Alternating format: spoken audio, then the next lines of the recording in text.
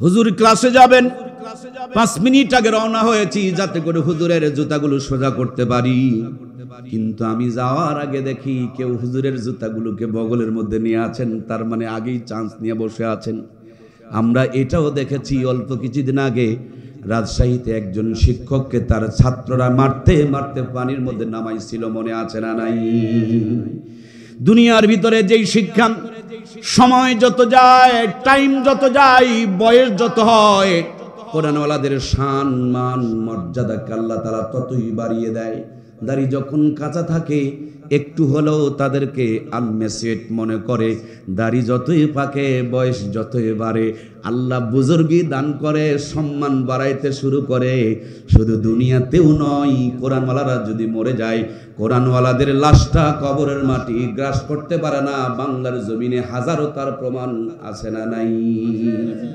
সম্মানিত প্রাণপ্রিয় ভাইয়েরা আমার, এই জন্যই কোরআনের সাথে নিজেকে জড়িয়ে দেন, নিজেকে শুফিয়ে দেন, কোরআন দিয়ে নিজের জীবনটাকে সুন্দর করে সাজিয়ে দেন। আগামীকাল আমাদের মাহফিল, আগামীকাল আমার মাহফিল আমাদের গ্রাম এলাকায়। তারপরও দেখবেন এখান থেকে ওই মাহফিলে যেতে হলে কম করে হলো 20টা রাস্তার মোড় বাঁধবে, ডানে একটা বামে একটা।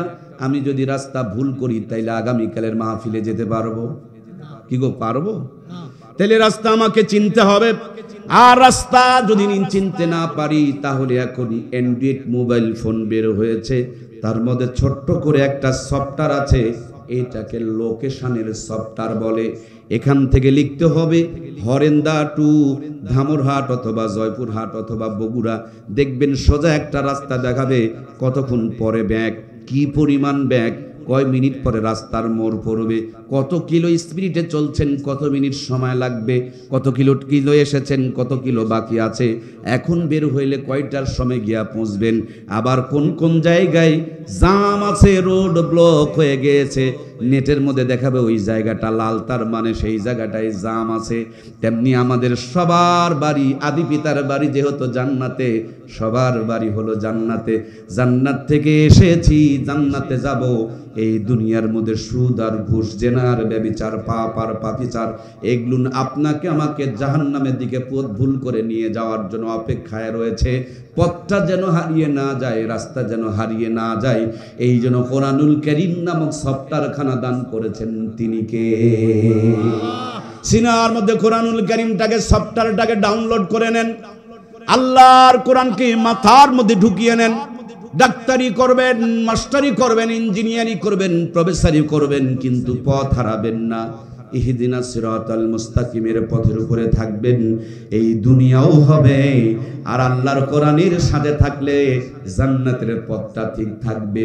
এই জন্য বন্ধু, ডাক্তার চাই, মাস্টার চাই, ইঞ্জিনিয়ার চাই, কিন্তু এই ডাক্তার মাস্টার গুলোকেও আগে কোরআনের ফার্মায় ঢুকায়া ইমামদার বানানোর দরকার আছে না নাই? এটাই ওয়াজ, আর কোনো ওয়াজ নেই। এত শোনা হবে না, অল্প শোনেন, বাড়িতে নিয়ে যান। এটা একটা সফটওয়্যার, সিনায় ঢুকিয়ে দেন, মাথায় ঢুকিয়ে দেন, সব করবেন, জান্নাতে ঠিকই যাবেন। সুবহানাল্লাহ বলবেন না? এটা পথ হারাতে দেবে না, এটা সব সময় আপনাকে গাইড করবে। সুতরাং প্রাণপ্রিয় ভাইয়েরা, আল্লাহর কোরআনের সুপারিশ নিয়ে আমরা জান্নাতে যেতে চাই তো ইনশাআল্লাহ। নবীজি বলেছেন, আল কোরআন হুজ্জাতুল্লাহ, এই কোরআন হলো আপনার আমার জন্য দলিল, এই কোরআন হলো আপনার আমার জন্য সুপারিশকারী। সুতরাং কোরআনের পক্ষে আমরা আছি তো ইনশাআল্লাহ। আমার দরদের ভাইয়েরা, আমাকে যদি বলেন মুর্তজা ভাই, এই সুন্দর সুন্দর কথাগুলো বলছেন, আপনি পেয়েছেন কোথায়? আমি বলবো আমার প্রিয় ওস্তাদের কাছে, হাটাজারি মাদ্রাসায় পেয়েছি। আমার হযরতকে যদি বলেন আপনি কই পেয়েছেন, তিনি বলবেন দেওবন্দে পেয়েছি। দেওবন্দওয়ালাকে যদি বলেন আপনারা কই পাইছেন, তো তিনারা বলবেন মদিনার বিশ্ববিদ্যালয়ে পেয়েছি। তাদেরকে যদি বলেন আপনারা কোথায় পেয়েছেন, দেখবেন হয়তো আবু বকর, তা না হলে ওমর অথবা ওসমান আলীর কথা ভেসে আসবে, ঠিক কিনা? তাদেরকে যদি বলেন আপনারা কই পেলেন, বলবেন মুহাম্মাদুর রাসূলুল্লাহ সাল্লাল্লাহু আলাইহি ওয়াসাল্লামের কাছে পেয়েছি। আমার নবীকে যদি বলেন নবী গো আপনি কই পেলেন, নবী আমার বলেন আমি একা 40 বছর চেষ্টা করেছি, পারি নাই। জাবালে নূরে হেরা গুহার ভিতরে বসে বসে ধ্যান করছিলাম, আল্লাহ তাআলা জিবরিল আমিনের মাধ্যমে আমারে দিয়ে গেছেন। জিবরিল আমিনকে যদি বলেন আপনি কই পেয়েছেন, বলবেন আমি আরশে আজিম থেকে নিয়ে এসেছি। আরশে আজিমকে যদি বলেন আপনি কই পেয়েছেন, আরশে আজিম বলবেন কিতাবুল্লাহ কালামুল্লাহ, যার কিতাব, যার বাণী, যার কালাম সে আল্লাহ আমাকে নিজে নিজে দিয়েছেন। সুতরাং এক মাথার মধ্যে যাদের মাথায় পাগড়ি পরিয়ে দিলেন, আর একটা মাথা দেওবন হয়ে হাটাজারি হয়ে মদিনার বিশ্ববিদ্যালয় হয়ে জাবালে নূর দিয়ে আরশে আজিম দিয়ে ওই মাথা খান আল্লাহর কুদরতি ইজ্জত পর্যন্ত, আল্লাহর কুদরত পর্যন্ত পৌঁছে গিয়েছে। সুবহানাল্লাহ। সুতরাং প্রিয় ভাইরা, ট্রেনের একটা লাইন আছে, সেই ট্রেন কিন্তু আঁকাবাঁকা করতে হয় না, খালি স্টার দিয়ে বসে থাকতে হয়, লাইনে আপনাকে ঢাকা নিয়ে চলে যায়, লাইন আপনাকে আমার ভাইয়েরা খুলনা নিয়ে চলে যায়। এই লাইন কোরআন সুন্নাহর লাইনটা হলো জান্নাতের লাইন। সুবহানাল্লাহ হয়নি? এই দুটো লাইনই জান্নাতের লাইন। খালি ছেলেকে তুলে দেন, মেয়েকে তুলে দেন, ভাইকে তুলে দেন, বউকে তুলে দেন, এ সব করবে, অটোমেটিকলি জান্নাতে চলে যাবে। সুবহানাল্লাহ বলবেন না? আমার ভাইয়েরা, আমরা কি আমাদের সন্তানগুলোকে এখানে তুলে দিতে চাই না? আল্লাহ আমাদের কবুল করুক, বলুন আমিন। প্রিয় বন্ধুরা আমার, যে মাটিতে বসে আছেন, এই মাটি যদি পানিতে ফেলে দেন কাদা হয়ে যাবে, রাস্তায় দিলে ধুলা হয়ে যাবে, কিন্তু এই মাটি সুন্দর করে একটু পানি দিয়া খামিরা বানাবেন, ইটের একটা ফার্মায় ঢুকাবেন, রোদের মধ্যে কয়েকটা দিন শুকাবেন, এরপর ইটের ভাটায় নিয়ে লিমিটেড টেম্পারেচার মেনটেন করে তাপ দিবেন। আগে ছিল মাটি, ইটের ভাটার থেকে বের করার পর হয়ে গেছে খাঁটি। আগে পানিতে দিলে গলে যায়, আর এখন ইটের ভাটার থেকে বের করে সাগরে ফেলে দিলে কোনো সমস্যা? আগে পানিতে দিলে গলে যায়, আর ইটের ভাটার থেকে বের করার পর পানি পেলে আরো শক্ত হয়। সুবহানাল্লাহ বলেন না? আমার দরদের ভাইয়েরা, সেজন্য কলিজার টুকরা বন্ধুরা, সন্তান ডাক্তার, মাস্টার, এমপি, মন্ত্রী সব হবে, সবার আগে ইমানদার হবে। কথা কি বোঝা গেছে? নইলে বানাবেন ডাক্তার, ডাক্তার হয়ে যেতে পারে বাটপার। আমার দেশে অনেক ডাক্তার আছে, হাসপাতালে গরিব মানুষ তার কাছে ট্রিটমেন্ট করার জন্য যায়, আল্লাহর বান্দার চোখে দেখে না, কলমে লেখে না, বৈকাল বেলা প্রাইভেট ক্লিনিকে বসে 500 টাকা ভিজিট পেলে রোগীকে আব্বা আব্বা বলে ডাকে। কথা বলুন ঠিক কিনা? একটা ঔষধ লিখলেই ভালো হয়ে যাবে, তারপরে ঔষধ লেখে 15টা। একটা পরীক্ষা দিলেই কাম হয়ে যাবে, তারপরে পরীক্ষা দিয়েছে 60টা। সত্যি করে বলুন তোরে মুসলমান, ওই ডাক্তারের ভিতরে যদি আল্লাহর কোরআনের সফটওয়্যার থাকতো, এই অসুস্থ মানুষটাকে, গরিব মানুষটাকে এতগুলো পরীক্ষা দিয়া, প্রাইভেট ক্লিনিকে নিয়ে এতগুলো ঔষধ লিখে দিয়া নির্যাতন করতে পারতো না। কথা বলুন ঠিক কিনা? আমার দেশে ডাক্তারের চাইতে বাটপারের সংখ্যা বেশি, কারণ ডাক্তারের ভাতায়, ডাক্তারের কলিজার ভিতরে কোরআনের সফটওয়্যার নাই। কোরআনের সফটওয়্যার থাকলেই ডাক্তারগুলো বাটপারি করতো না। ঠিক কিনা বন্ধুরা আমার? আমার দেশে বহুত মাস্টার আছেন, স্যার, সরকার চাকরি দিয়েছে, বড় বড় বিল্ডিং বানিয়ে দিয়েছে, আমরা ছেলে মেয়েগুলোকে স্কুলে পাঠাইতেছি, স্কুলের মধ্যে 5 ঘন্টা 7 ঘন্টা লেখাপড়া করে, স্কুলে পড়ার পর পাশ করতে পারে না। স্যারের বাড়িতে ছোট্ট একটা মুরগি ঘোড়া আছে, প্রাইভেট সেন্টার, কোচিং সেন্টার। কথা বলছেন না কেন? আধা ঘন্টা যদি ওই প্রাইভেট সেন্টার, কোচিং সেন্টারে টাকা খরচ করে লেখাপড়া করে, তখনই দেখেন পাস করে। তাহলে এত বড় বিল্ডিংয়ে পড়ে পাস করে না, ওই মুরগি ঘোড়ায় আধা ঘন্টা পরে পাস করে, তার মানে স্যারের মাথায় মাল আছে, সরকার বুঝে শুনে চাকরি দিয়েছে, কিন্তু স্যারের মাথায় কোরআনের সফটওয়্যার নাই। এই জন্য স্যার আসল মাল স্কুলে বের করে না, প্রাইভেট সেন্টার, কোচিং সেন্টারে সাপ্লাই করে। সত্যি করে বলুন তোরে মুসলমান, হক আদায় না করে, দায়িত্ব পালন না করে, সঠিক শিক্ষা না দিয়ে তারে নারে করে যদি স্কুলে দায়িত্ব পালন করে বাচ্চাদেরকে লেখাপড়া করাই, বলুন তো দেখি ওগুলো স্যার না বাটপার? আমার দেশে স্যারের সংখ্যা বেশি না বাটপারের সংখ্যা বেশি? আমি বাটপারকে বাটপার বলেছি, স্যারকে স্যার বলেই স্যালুট করতেছি।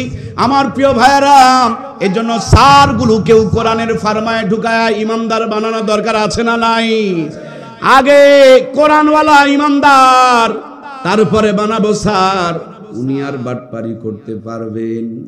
আমার দেশে বহু ইঞ্জিনিয়ার আছে, রড বিক্রি করে দেয়, রডের পরিবর্তে বাঁশ ঢুকায়।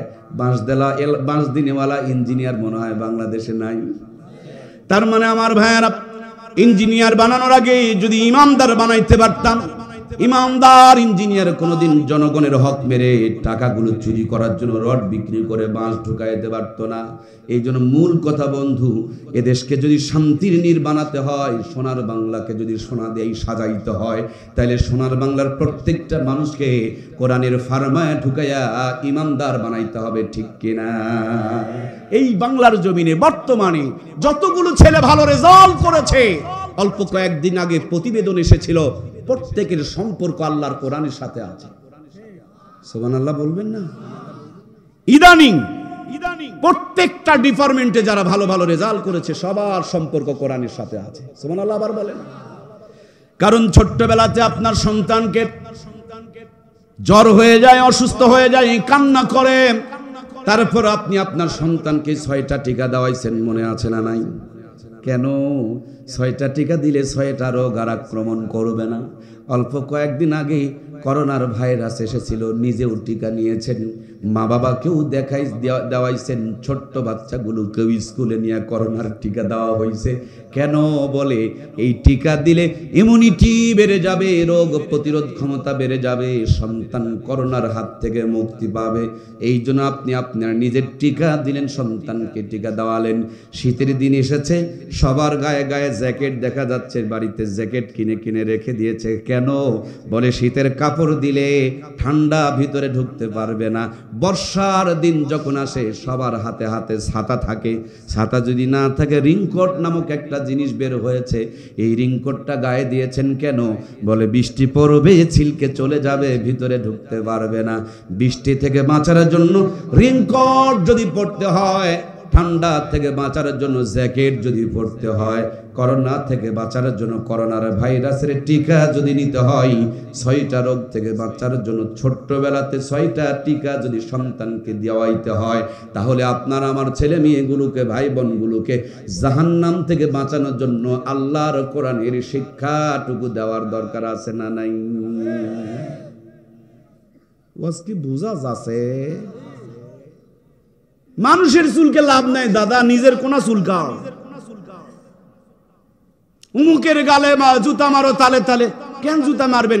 ইসলাম বিদ্বেষী, নাস্তিক, কোরআনের বিরুদ্ধে কথা কয়, তাই জুতা মারিচ্ছেন কেন? ওর বাপ মা ওরে কোরআন পড়ায় নাই, তার জন্য সে ইসলামের বিরুদ্ধে কথা কয়, তার জন্য জুতা মারতে যাচ্ছেন। আপনিও যে আপনারটারে পড়ান নাই, ওয়াজ আর বোঝেনি। আরে মানুষের ব্যাটের গালত জুতা মারবা যাচ্ছেন, তোমারটা যে আগামী দিনে নাস্তিক হবে, ওয়াজ বোঝেনি রে। জুতা সামলাও, নিজের দিকে তাকাও। তসলিমা নাসরিন, লতিফ সিদ্দিকী, এই সেম ইমরান সরকার, সত্যি করে বলুন, ওদের মাথায় যদি কোরআনের সফটওয়্যার থাকতো, ওদের মুখ থেকে কি এই আবল তাবল কথা বের হতো? সুতরাং বাপ মা কোরআন দেয় না, ইসলামের বিরোধী গিয়েছে, আপনিও তো দেন নাই। বাড়ি দিলেন, গাড়ি দিলেন, ডাক্তারি ইঞ্জিনিয়ারিং সার্টিফিকেট দিলেন, কেন কোরআনের সাথে পরিচয় করিয়ে দিলেন না? তুমি নামাজ, রোজা, হজ, যাকাতের কথা বলে নাই, প্রথমেই বলছে পড়ো, জ্ঞান অর্জন করো। সুতরাং আমার প্রিয় ভাইয়েরা, শুরুটাই হবে আল্লাহর কোরআনের শিক্ষা দিয়ে। সুবহানাল্লাহ বলেন। আমার ভাইয়েরা, খালি সরকারের দোষ দিয়ে লাভ নাই, আপনার দোষটা একটু ধরেন তো। স্কুলে মাদ্রাসার সামনে দিয়ে স্কুলে নিয়ে যাচ্ছে, মাদ্রাসার সামনে দিয়ে স্কুলে নিয়ে যাচ্ছে কেন? বাংলা ইংরেজি অঙ্ক পড়াবে, তার জন্য। মাদ্রাসায় কি বাংলা ইংরেজি অঙ্ক পড়ানো হয় না? কথা বলছেন না কেন? পড়ানো হয় না? তাহলে এখানেও বাংলা ইংরেজি পড়ানো হয়, ওখানেও বাংলা ইংরেজি অঙ্ক পড়ানো হয়। কিন্তু এখানে তো শুধু বাংলা ইংরেজি নয় রে ভাই, এর সাথে আরবিও পড়ানো হয়। তার মানে স্কুলে যা পাওয়া যায় মাদ্রাসায় ডবল পাওয়া যায়। যারা যারা আমার কথার সাথে একমত, এই ভি চিহ্ন 2টা আঙ্গুল দেখান। স্কুলে যা পাওয়া যায় মাদ্রাসায়, আঙ্গুলটা একটু নড়ান। মাদ্রাসায় আঙ্গুলকে সাক্ষী বানান, কিয়ামতের দিন এটা সাক্ষী দিবে। মাদ্রাসায় ডবল পাওয়া যায়, মাদ্রাসায় দুনিয়াও পাওয়া যায়, আখেরাতও পাওয়া যায়। মাদ্রাসায় ডবল পাওয়া যায়, দিনও পাওয়া যায়, দুনিয়া পাওয়া যায়। মাদ্রাসায় আর কোনো ওয়াজ লাগে না। নিয়ে আসেন কাগজ, বুকে রক্ত দিয়ে লিখে দিয়ে যাব, জান্নাতে যাওয়ার জন্য যথেষ্ট, আর কিচ্ছু লাগে না। ডবল পেতে সিঙ্গেলের পিছনে কেন? মনে মনে ভেবেছেন মাদ্রাসায় পড়লে ভাত পাবে না? আরে ভাই, পড়ায়া দেখেন না, ভাত নয়, সারা জীবন বিরিয়ানি খেয়ে শেষ করা পারবে না। মন খারাপ করলেন? এই মৌলবি দেখে অবহেলা করেন, আপনি জানেনই না মৌলবি যা খায় আপনার 14 গোষ্ঠী অতগুলা গিলা পাবে না। ছোট একটা গ্রামেও যদি ইমামতি করে মৌলবি 30 দিন 30 বাড়ি 30 রকম হাতে 30 রকম স্বাদে, সুবহানাল্লাহ কবেন না? আল্লাহ জিব্বাত স্বাদও দিছে বেচারির, আলু ভর্তা দিও 3 প্লেট, ওই সুবহানাল্লাহ কয় না রে, মিথ্যা কথা কয় না জি, বউ বন্দুক থেকে খায় না জি, মৌলবি বিড়ি টানে না, বুঝছেন? হালাল করে জিব্বার স্বাদই আল্লাহ বাড়াই দিছে, সুবহানাল্লাহ বলেন। এলা হারামখোর বুঝবেন না, এলা হারামখোর বুঝবে না। তঙ্গে বিড়ি খেয়ে হাঙ্গা ভাঙা যেমন সহ্য করা পায় না, খক খক করে কাছে খাওয়া পাবেন নাকি? বিড়ি খাওয়াই পাবে না, মানে ওগুলো আমরা সহ্য করতে পারি না, আর এগুলো তোমরা বুঝো না। যদি বুঝতে সন্তানকে মাদ্রাসার সামনে দিয়ে কোনোদিন স্কুলে নিতে না, কথা বলুন ঠিক কিনা? স্কুল দরকার, কিন্তু স্কুলের আগে তো ইমামদার দরকার রে ভাই। আগে বিল্ডিং না আগে ইট, ওয়াজ বোঝে নাই? বিল্ডিং না ইট, ব্রিজ না ইট, রাস্তা না ইট, ও বিল্ডিং ব্রিজ রাস্তা সবই লাগবে, কিন্তু তার আগে ইট লাগবে। ইট ইট ছাড়া কেমনে হবে? এই জন্য আমি ডাক্তার, মাস্টার, কলেজ, ভার্সিটি, বিশ্ববিদ্যালয় সবই চাই, কিন্তু সবার আগে ইমামদার চাই। ওয়াজ কি বোঝা গেছে? 1 নম্বর, ইট ছাড়া যদি মাটি দিয়া 10 তলা বিল্ডিং করেন ওটাই কবর হবে, ঠিক কিনা? আর বিল্ডিং যদি ইট বানাইতে পারেন 20 তলা বানাবেন, ওটা রাজপ্রাসাদ হবে, ঠিক কিনা? এই জন্য প্রিয় ভাইয়েরা, সন্তানগুলো আগে ইমানদার হবে। ওয়াজ কি বোঝা গেছে? সুতরাং কোরআনওয়ালারা বোঝেন আর না বোঝেন, যেখানে যেমনি যেভাবে যতটুকু যার সাথে লেগেছে আল্লাহ কোরআনওয়ালাদের দাম বাড়াই দিছে, সুবহানাল্লাহ বলেন। ইমাম সাহেব যদি ছোট্ট গ্রামে ইমামতি করে 30 দিন 30 বাড়িতে 30 রকম হাতে, তাও যদি হরেন দেয় এলাকার ভালো মানুষের এলাকা হয়, অনেকে এই এলাকাকে খেয়ারা বলে, কিন্তু আমি চলাফেরা করে দেখছি এদের মনটা আলেমদের জন্য অনেক উষার, অনেক বড়, অনেক প্রশস্ত। এরা ইসলামের জন্য নিজেকে বিলিয়ে দিতে পারে, ঠিক কিনা? সেটা যদি 5 বিবির হাত মঙ্গলবার হয়, 5 বিবি মঙ্গলবার না, সকালবেলা বাড়িতে ঘুমাইতে পারবেন না, বউ বাজারের ব্যাগ দিয়া পকেটে টাকা ঢুকাই দেয়, কবেন আজকে আমাদের বাড়িতে হুজুরের বালি লিস্ট ধরাই দিছে 25 আইটেম। মনটা আপনার খারাপ, ভাবি আবার ওয়াজ করে যে প্রত্যেক দিন তো নয়, হুজুর খাওয়া মাসে মাত্র 1 দিন, মন খারাপ করো কেন? আল্লাহ বরকত দিবে। বাজার করতে গিয়েছে 2000 টাকা শর্ট পড়ছে, 3000 টাকা প্রয়োজনে ধার করে, কিন্তু বাজার করতে কোনো কৃপণতা করে। আল্লাহর বান্দি যত্ন করে রান্না করেছেন 12 আইটেম। ইমাম বড় চালাক মানুষ, চিন্তা করে আমি যদি বাড়িতে গিয়ে খাই তাহলে আমার বউ তো পাতিল নিয়ে লটর ফটর করা লাগবে। এই জন্য টিফিন বক্স পাঠায় দেয়, 1 বাটির মধ্যে 4 আইটেমের তরকারি ঢুকায়, তারপরও মানুষের শখ মিটে না। আল্লাহর বান্দা এবার 5 বিবি গিয়া দোকানদারকে বলে, ভাই বড় কি কোনো টিফিন বক্স নাই? দোকানদার বলে, এটা স্মার্ট জামানা, কোনো কিছুর অসম্ভব নয়, পাওয়া যায় না। এখন 12 তলা 14 তলা পর্যন্ত টিফিন বক্স আবিষ্কার হয়েছে।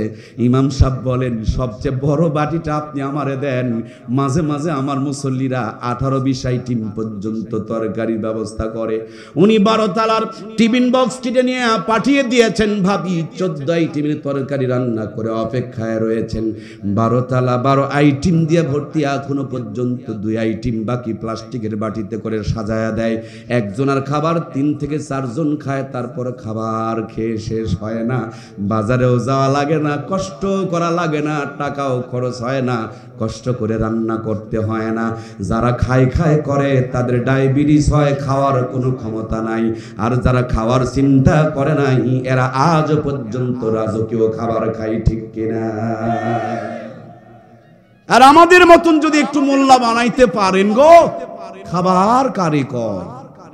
সেদিন কোন যেন গেছিলাম, ও খুলনাতে গিয়েছিলাম, হাই রে আল্লাহ, বিশাল বড় বড় কেমনে কেমনে কি যেন বানাইছে, আর কত আইটেম বানাইছে, ছবি তুলে রাখছে, আপনারা চাইলে দেখতে পারবেন, সম্ভবত 25-30 আইটেম। এখন 30 আইটেম মানে 30 লোকমা হলেও তো এই পেটের জায়গা হবে না। আল্লাহ আল্লাহ আল্লাহ আলিমদের কি মর্যাদা দান করেছেন। আমি এক রাজমিস্ত্রির সন্তান, অথচ আল্লাহ তাবারক তাআলা আমাকে 14 বার হজে নিয়েছেন। ততবার রিক্সা ভ্যানে চড়ার সুযোগ হয় না, আল্লাহ এখন যতবার বিমানে চড়ায়, আপনি বিমানের মালিক হতে পারেন, নিজের টাকা দিয়ে বিমানের টিকিট কাটা লাগবে, নিজের টাকা দিয়ে বিমান কেনা লাগবে। আমি কম করে হলো 1000 বার বিমানে চড়েছি, একটা বারও নিজের টাকার টিকিট কাটি না। এটা কোরআনের সম্মান, কোরআনের ইজ্জত, কোরআনের মর্যাদা।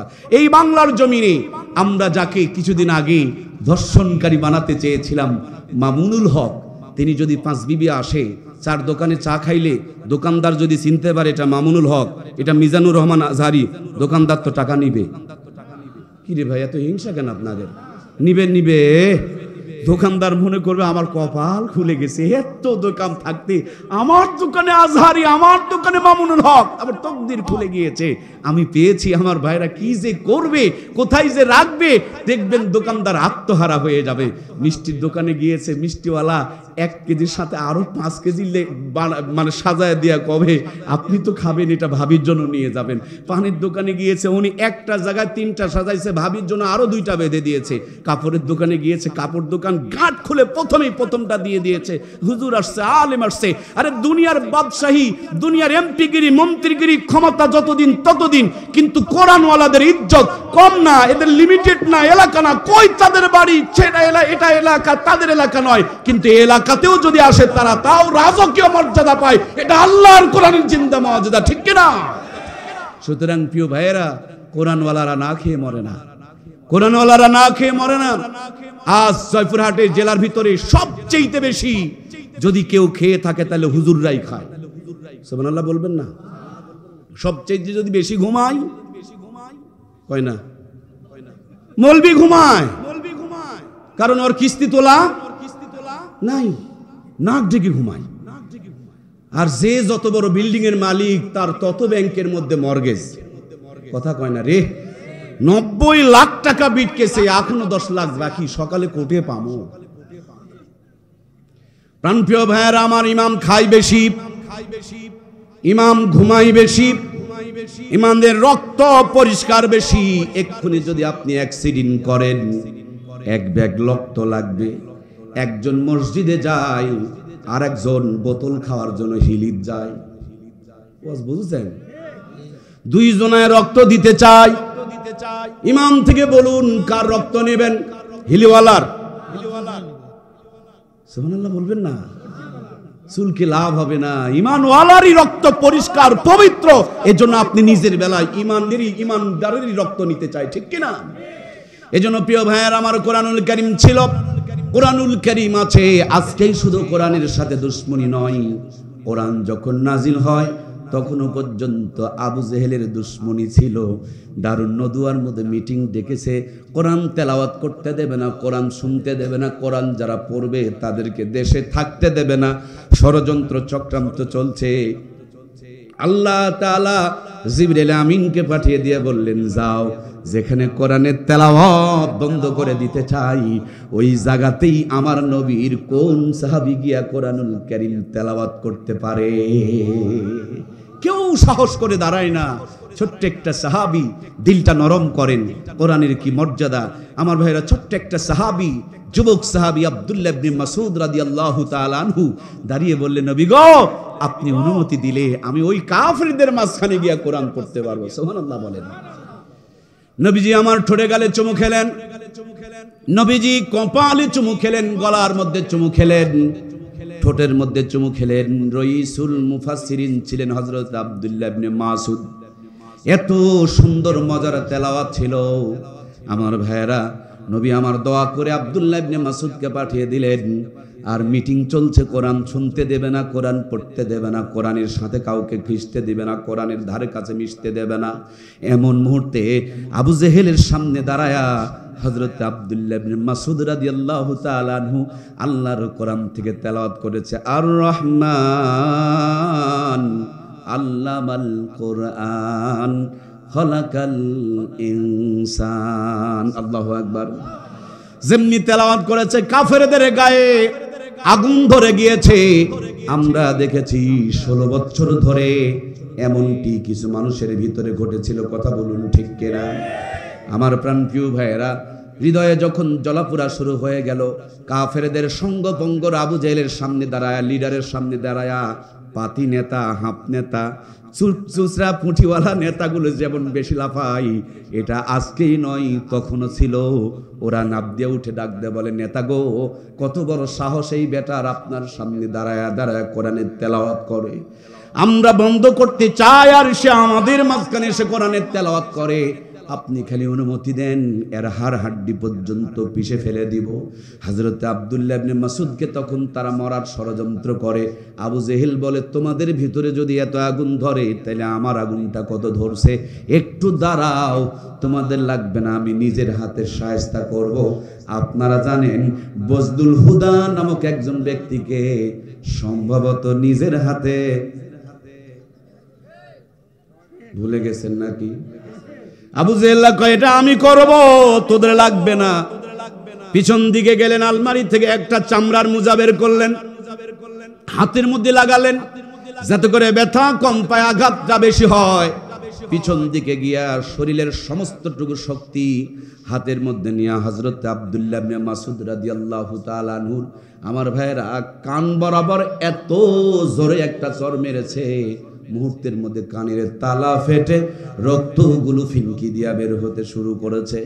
সেইদিনা হযরত আব্দুল্লাহ ইবনে মাসউদ রাদিয়াল্লাহু তাআলা আনহু কানের মধ্যে হাত লাগায়া নবীজির দিকে রওনা করেছেন, আর খুনা দিয়ে রক্তগুলো ঝরে ঝরে গড়ে গড়ে পড়তেছে। নবী আমার শান্তি পাচ্ছিলেন না, না জানি কোনো ঘটনা ঘটবে।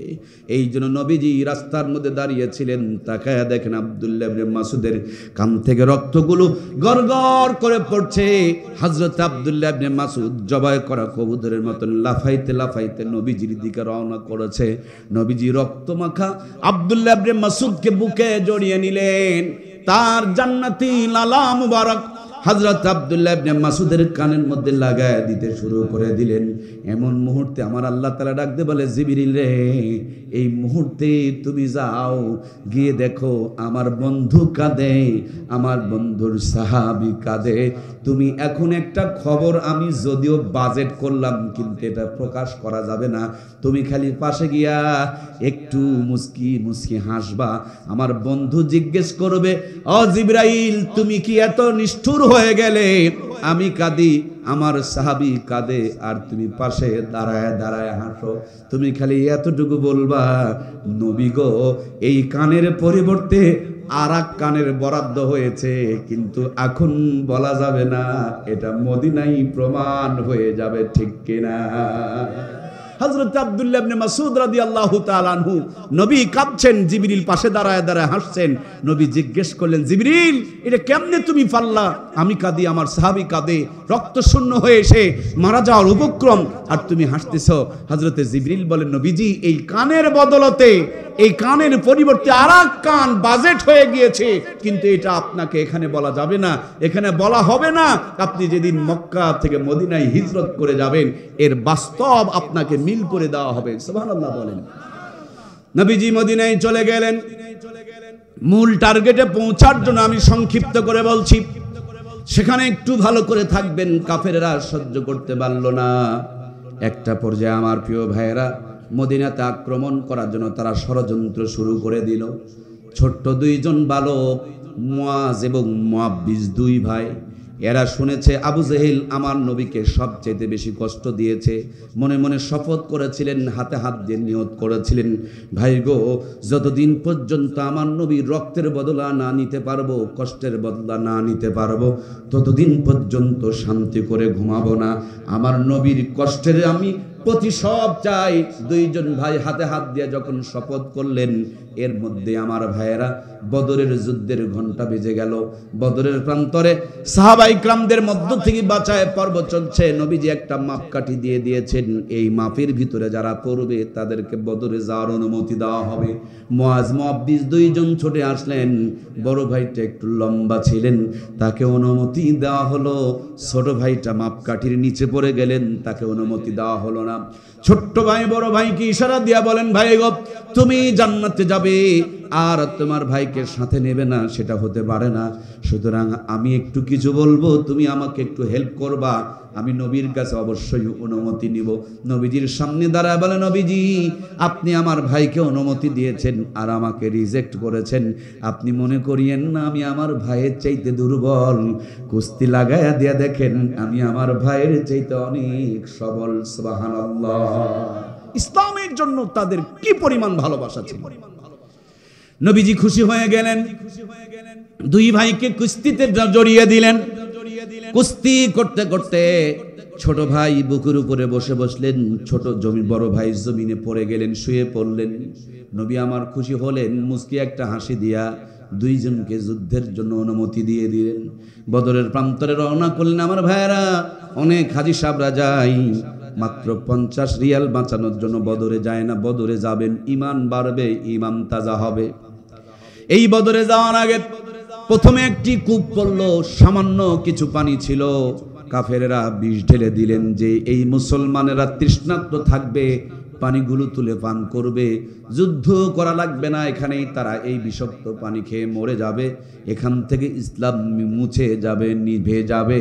এই জন্য ষড়যন্ত্র করে তারা ওই কূপের মধ্যে যখন বিষ ঢেলে দিল, আল্লাহ জিবরিল আমিনের মাধ্যমে জানিয়ে দিলেন, নবী গো এই ঘটনা ঘটেছে, আপনি আপনার বরকতি জবানের থুতু এখানে একটু নিক্ষেপ করেন।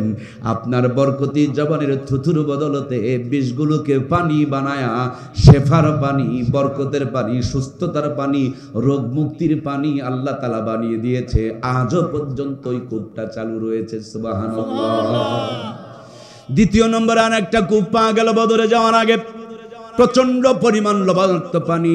আল্লাহর হাবিবকে সাহাবায়ে কেরামরা জানালেন, নবীজি গো একবারে প্রচুর পরিমাণ লবণ। আল্লাহর হাবিব তারা জান্নাতি থুতু মোবারকের জবান থেকে থুতু নিয়ে যখন লবণাক্ত পানির মধ্যে নিক্ষেপ করলেন, মুহূর্তের মধ্যে পানিটা সমষ্ট হয়ে গেল। আপনি খেয়ে দেখবেন, মনে হয় পানির মধ্যে হালকা করে মধু মিশানো আছে। বদরের প্রান্তরে গিয়া দেখবেন ডানে বামে অনেকগুলো পাহাড় আছে, সব দিকে কালো কালো পাহাড়, মাঝখানে দেখবেন কিছু কিছু বালুর পাহাড়। এই বালুর পাহাড়গুলোকে বলা হয় জাবালে মালাইকা। ওই বালুর পাহাড়গুলোর মধ্যে ফেরেশতারা অবতরণ করেছিল।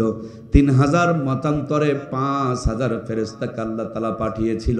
ওই ফেরেশতারা শুধু বদরেই সাহায্য করে নাই, কিয়ামত পর্যন্ত আল্লাহ তাআলা জমিনে রেখে দিয়েছে। মুমিন যখন বিপদে পড়বে, আল্লাহর কাছে ফরিয়াদ করবে, ওই মুমিনের পক্ষ হইয়া ওই বদরি ফেরেশতারা আজ পর্যন্ত সাহায্য করবে। যেটা 2024-এর মহান স্বাধীনতায় আমরা দেখতে পেয়েছি। ওরা ব্রাশ ফায়ার করেছে, এরা বুক পেতে দিয়েছে, রক্তের প্রত্যেকটা ফোঁটা তাদের এমন পিছিল বানিয়েছে, মামু বাড়িতে গিয়া দাওয়াত খাচ্ছে। কথা বলুন ঠিক কিনা? আজও পর্যন্ত আছে। এই সাহায্য পাওয়ার জন্য ঈমান শর্ত। আমার প্রিয় ভাইয়ারা, আমেরিকা এবং ইসরায়েল আকাশের মধ্যে এমন কিছু রাডার বসাইছে, এমন কিছু সফটওয়্যার বসিয়েছে, এখানে কতজন বসে আছি, কতজনের কালার কিরকম, নাকটা লম্বা না খাটো, এটাও পর্যন্ত তারা আমেরিকা থেকে দেখতে পারে। অথচ পাশের জমিনে ফিলিস্তিনের উপরে আজ পর্যন্ত তারা নির্যাতন করছে, এর সমূলে তাদেরকে শেষ করে দিতে পারে নাই।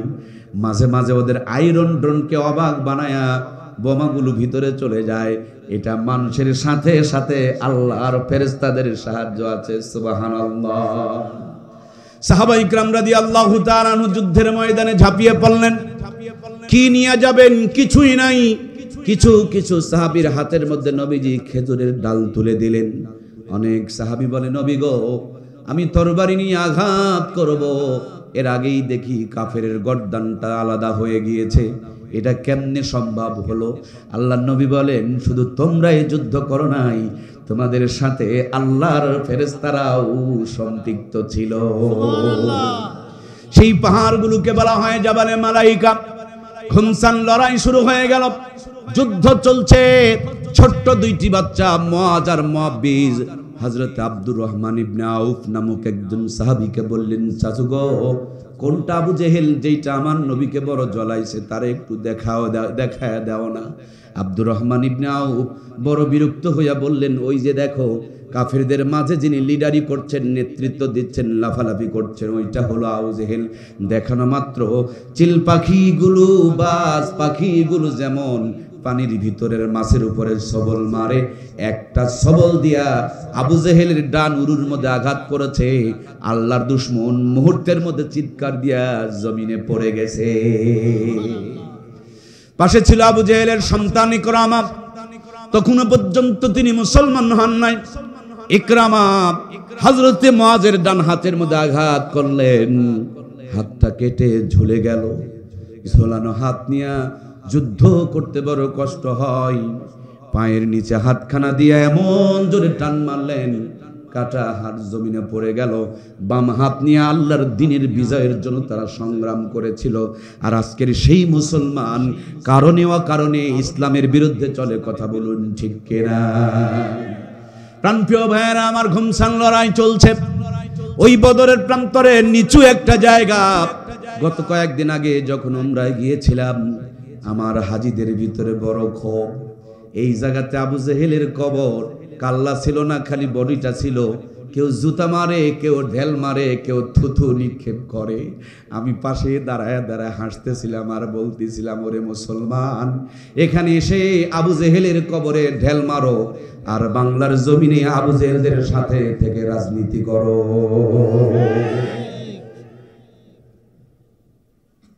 আছে না নাই? এখানে আবু জেহেলকে বিয়াই বানায় আর ওখানে আবু জেহেলের কবরে ঢেল মারে। কি গো, কথা কয় না?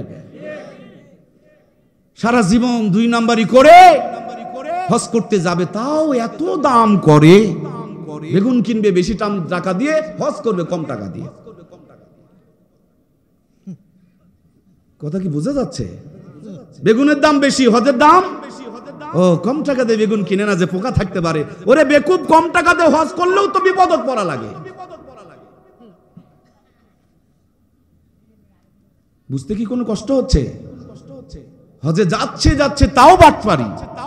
মেয়েকে দাওয়াত দিয়া মাথায় হাত দিয়ে এই কান্দে আর দোয়া করে, মা ও মা, তোর জন্য আল্লাহর ঘরে চাদর ধরে দোয়া করবো মা, আল্লাহ জান তুই দুধে ভাতে খাওয়ায়। মেয়ের নামে দোয়া করে, যাওয়ার আগে ছেলের নামে জমি লেখে। কথা কয় না কেন রে ভাই? এলা বাটপার তো আপনাদের দিকে নাই। এদের আবার অত্যাচার কত জানেন? মানুষজন কয় হাজী সাহেব হজের আগেই ভালো ছিল। এ বোঝেনি রে, হজের আগে চোখ বন্ধ করেন, দেখা পাবেন। আল্লাহ আমাদেরকে ওই জাতি হাজী হওয়ার থেকে বাঁচায় দেখ, বলুন আমিন। লবণ আর চিনি দেখতে একই মতন, কিন্তু দুইটা এক না। কেরোসিন আর পানি দুটাই দেখতে একই মতন, কিন্তু একটা দিলে জ্বলে আর একটা দিলে নিভে। কথা বলুন ঠিক কিনা? সুতরাং আবু জেহেলের মতন হজ করিও না বাবা, আবু বকরের মতন হজ কর। মুআল্লিম খুঁজে কুটকার গাঁজাখোর মদখোর দালাল বুলাল এগুলা নিয়ে মুআল্লিম বানাইছে। বেশিরভাগ মুআল্লিম চাটুকার। একটা হক্কানি বুজুর্গ আল্লাহওয়ালার সাথে হজে যাবে, তাও খুঁজে পায় না। কপাল কত পোড়া। প্রত্যেক দিন বাড়িতে বাড়িতে ঘুরতেছে আর মানুষগুলোকে ডাইভার্ট করতেছে। একটা গরু বেচার কথা বলে দেখেন, ওই পরিমাণ দালাল ঘুরবে না। একবার খালি হজের কথা ফাঁস করে দেখেন, তার চেয়ে 3 গুণ বেশি ঘুরবে। আল্লাহ আমাদেরকে হেদায়েত দান করুক, বলুন আমিন। একটা ইবাদতকে আমরা কোন জায়গায় নিয়ে চলে গেছি? আল্লাহ আমাদেরকে বুঝ দান করুক, বলুন আমিন। আমরা হজ করার আল্লাহ সকলকে তৌফিক দেখ, বলুন আমিন। অবশ্যই আমরা আলেমদের সঙ্গে হজ করবো ইনশাআল্লাহ।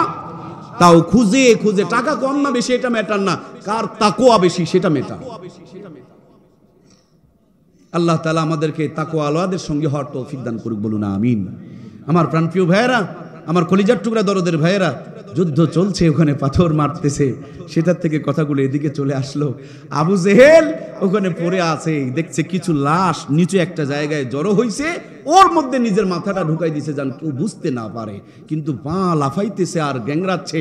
আব্দুল্লাহ ইবনে মাসউদ রাদিয়াল্লাহু তাআলা আনহু বেচারি যুদ্ধ করতে করতে ক্লান্ত হয়ে গেছে, মাথা নিচু করে কষ্ট করে হেঁটে হেঁটে যাচ্ছে, বড় ক্লান্ত হয়ে গিয়েছে, কিন্তু দেখে একটা লাশের গ্যাংরানি। মনে মনে ভাবলেন এটা কোনো সাহাবীর লাশ হতে পারে। আবার ভাবলেন কাফেরদের কোনো লিডার হইতে পারে। পাগুলো আশ্রাইতেছে আর গ্যাংরাইতেছে, পা ধরে যখন টান মারছে তাকায়া দেখে মক্কার লিডার লাশের মধ্যে মাথা ঢুকায়া আছে। মুখের থেকে একটা টান দিয়া রক্তগুলো মুছে দিয়া বলে, ও লিডার কেমন আছো? সে তখনও বলে, আমার সাথে মস্কারি করো? বলে, মস্কারি আবার কি, কালেমাটা পড়ো, যে কোনো ভাবেই হোক তুমি আমার নবীর চাচা হও, কালেমাটা পড়ো। বলে, তুই কৃষকের বাচ্চা, আমারে কালেমা পড়তে বলস? আমি কালেমা পড়তাম না। তাহলে বলে, এবার প্রস্তুতি গ্রহণ করো, বলো তোমার মরার আগে কি কোনো ইচ্ছা আছে? সে একটা ইচ্ছার কথা বলছে, আমি কি বলবো? বলবো। তার ইচ্ছাটা হলো, এ আব্দুল্লাহ ইবনে মাসউদ, গর্দানটাকে ওই দিক থেকে কাটিস না, গর্দান থেকে এই দিক থেকে কাটিস, উঁচু করে কাটিস, বড় করে কাটিস, যাতে করে আমার লম্বা গর্দান দেখে কিয়ামতের দিন মানুষেরা চিনতে পারে আমি কাফেরদের লিডার আবু জেহেল। মরতেছে তাও নেতাগিরি করতেছে। আমাদের দেশে এরকম নঙ্গি ফাটা নেতা আছে না নাই? যত পিকআপ সব হুজুরের উপরে। অন্য জায়গার পিকআপ নেওয়ার ক্ষমতা, বাড়ির যদি জোরে কথা কয় বউ ঝাঁটা উল্টা করে ধরে, কথা কয় না গো।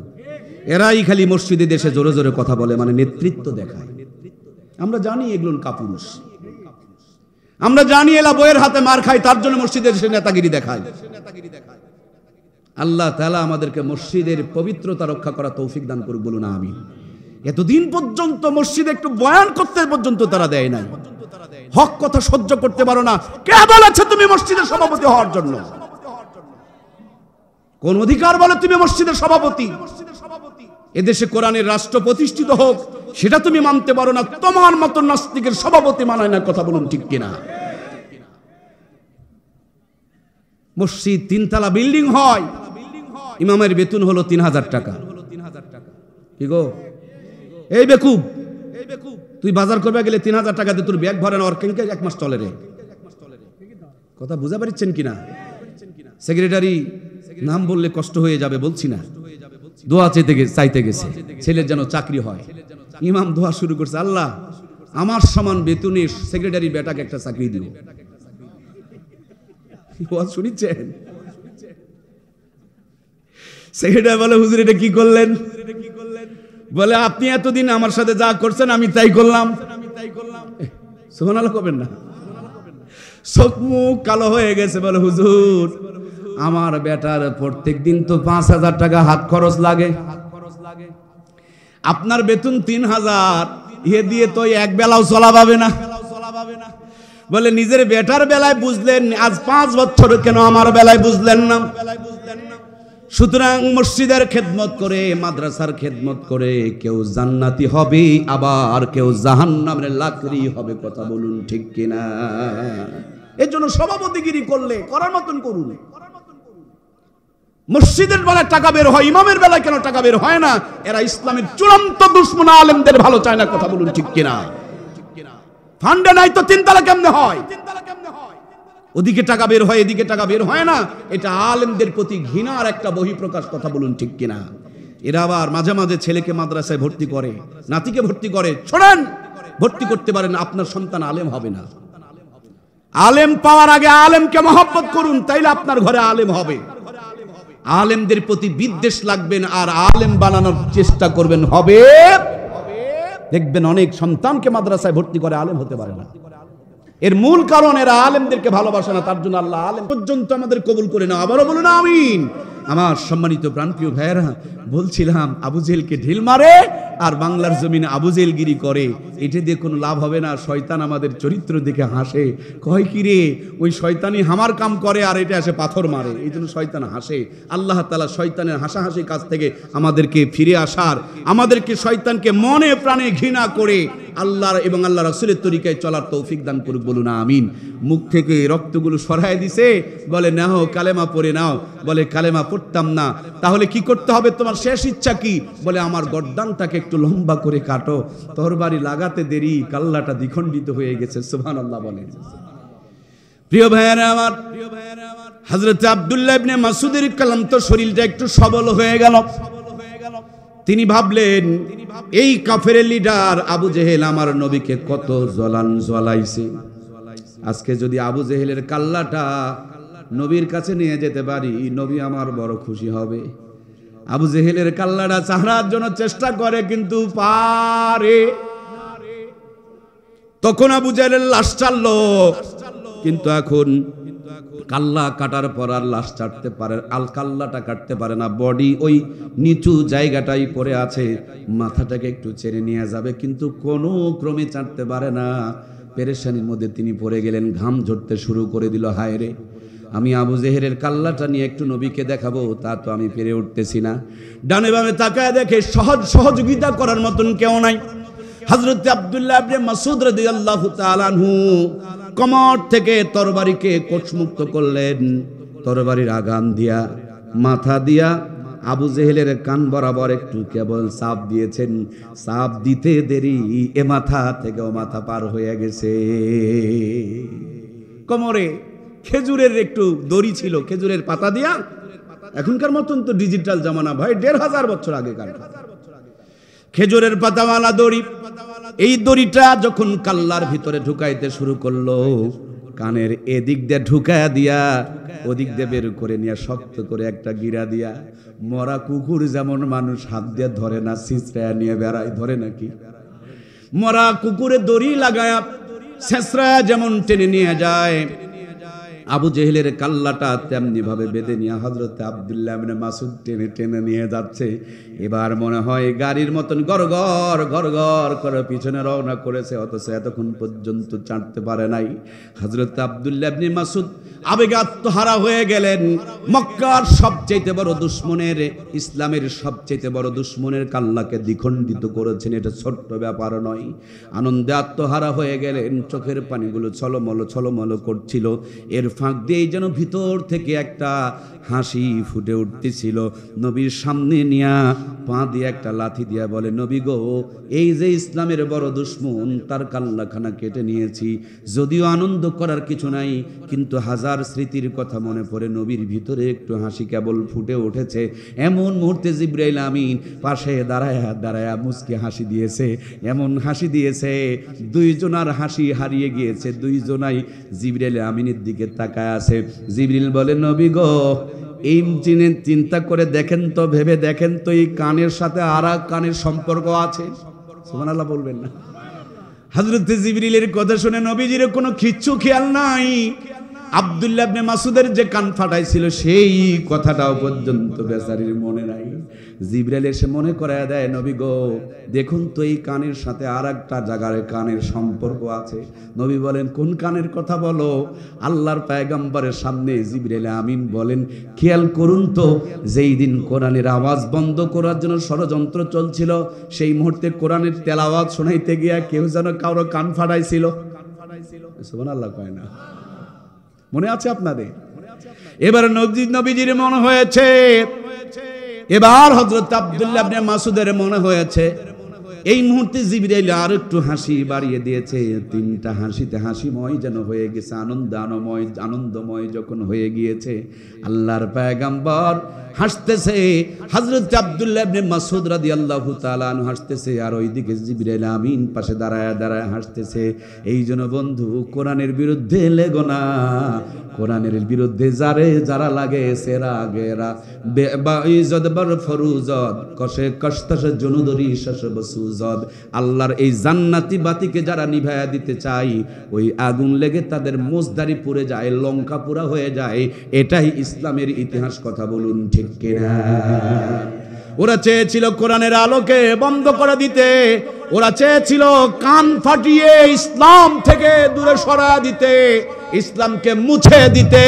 সেদিন কান ফাটিয়েছে, আর এদিন কান ছিদ্র করা বরাদ্দ হয়েছে। মাঝখানে একটু খালি সময় বাকি ছিল। ওরাও 16 বছর জুলুম করেছে, ফোটায় ফোটায় আলেমদের রক্ত ঝরেছে, আর মানুষেরা কেঁদেছে, নফল রোজা করেছে। ওরা মিষ্টি খেয়েছে আর হেসেছে আর বলেছে, কই তোমাদের দোয়া কোথায় গেল? আমার ভাইয়েরা, ওই আলেমদের প্রত্যেকটা ফোঁটা রক্ত এদের পতন ঘনিয়ে নিয়ে এসেছে। কথা বলুন ঠিক কিনা?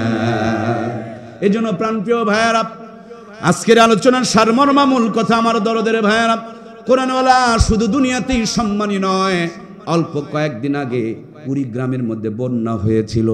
আমরা বন্যা দুর্গতদের পাশে ওলামায়ে কেরামের নেতৃত্বে ত্রাণ দিতে গিয়েছিলাম। আমি নিজেও সেখানে ছিলাম। আসার সময় কুড়িগ্রামের শহরে ঢোকার আগে ধরলা নদী পাওয়া গেল। সেখানে এক বিশাল ব্রিজ, এই ব্রিজের নাম হলো ধরলা ব্রিজ। ব্রিজ পার হওয়ার আগেই এক মানুষ বললেন, এখানে ঘুঘু মুন্সির কবর আছে। আমি বললাম দাঁড়াতে হবে, কবরটা একটু জিয়ারত করতে হবে। অনেকবার তার নাম শুনেছি, কাছে যখন এসেছি কবরটা একটু জিয়ারত করার সুযোগ নেই। নেমে চলে গেলাম মাদ্রাসার মাঠে, ফুল গাছের নিচে হযরত আল্লাহর ওলি ঘুঘু মুন্সির কবর। পাশে দাঁড়ালাম, জান্নাতি বাতাস এসে যেন সব ক্লান্তিগুলো দূর হয়ে গেল। আমার প্রাণপ্রিয় ভাইয়েরা, কবর জিয়ারত করে এক মুরব্বীকে জিজ্ঞেস করলাম, বাবারে আমরা তো অনেক মুখে অনেকভাবে শুনেছি, আপনি একটু বলেন তো ঘুঘু মুন্সির ঘটনাটা কি? আল্লাহর বান্দা ব্রিজ থেকে দক্ষিণ পাশে দেখিয়ে দিলেন আর বললেন, ওই জায়গা দেখেন পানি দেখা যাচ্ছে, সেখানে আগে গ্রাম ছিল, ওই গ্রামের মধ্যেই ঘুঘু মুন্সির বাড়ি। তিনি চরমনার মুরিদ ছিলেন। যখন কোরআন তেলাওয়াত করতেন মাথাটা নড়াইতেন আর কোরআন পড়তেন। এজন্য বন্ধুরা তাকে আদর করে ভালোবেসে ঘুঘু মুন্সি বলে ডাকতেন। আল্লাহর বান্দা কোরআন পড়তে পড়তে আল্লাহর জিকির করতে করতে ইন্তেকাল করেছিলেন। গ্রামের লোকজন ওই গ্রামের কবরস্থানে তার কবর দেওয়া হয়েছিল।